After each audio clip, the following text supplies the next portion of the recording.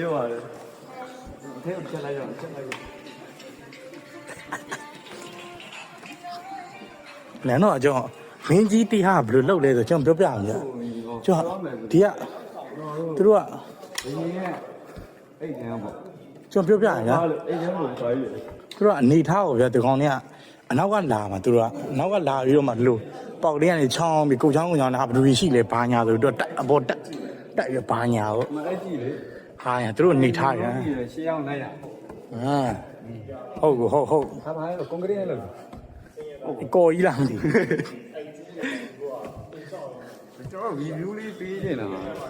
လာပြီးကြည့်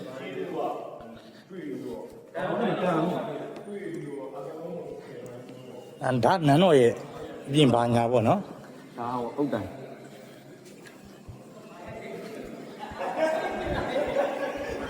ကျွန်တော်တို့ကညနေလေးကြည့်ရင်စက်ဗီဒီယိုရိုက်ဖုန်းကြီးရ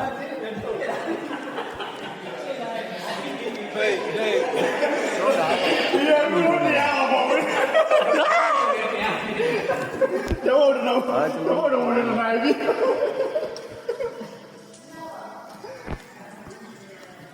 ီကနေရောဟာဖီးကေတေးရမ်းအရှိမနေခဲ့မဟုတ်လားတော်လာတာပဲကနန်းတော်ခေါင်းနဲ့ဆိုတဲ့နဲ့ငါဒီလေးရောက်မှတန်အောင်ဟုတ်စားတော့မတန်ဘူးအဲဝင်နေအဲ့ဒီကကောင်းဆိုကျွန်တော်ဘာညာတာကအရှိုးမှဖြစ်ပါတော့ကားရရောက်ဟုတ်တယ်ဟာပါပေါ့ဒါကတော့ဟမ်အမနောဒီဘက်ယူပါလန်းလာယူပါလန်းဘာညာအနေထား ချက်ရှိခုနည်းနည်းစိတ်တုတ်တာနည်းအနံလေးကနင်းငယ်တော့ထတ်တယ်ဟာပေါ့ဗျာ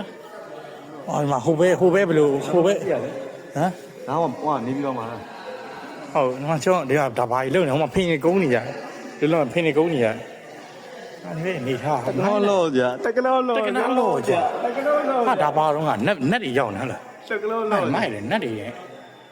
ဟာငါတို့တော့ဒီဘောက်ကဘယ်ထွက်လာဒီဘောက်နှစ်ဘောက်မရှိတော့ခုနောက်ကြည့်ခုဒီဘောက်နှစ်ဘောက်ဘယ်ထွက်လာကျွန်တော်တထောင်နဲ့တင်တဲ့စကားပြောပြဒီကမော်မာလေးလာလို့တွေ့တယ်တကယ်တန်တာဗျာမော်မာလေးမဟုတ်ထိုင်းဝစ်စုံလေးနဲ့စော်လေးနဲ့ချိုးရတာတကယ်အကုန်းကွက်တယ်ဒါရှုပ်လို့မရဘူးကုန်းကွက်ကလည်းရွှေရောင်နဲ့မပေါက်ဘူးရွှေ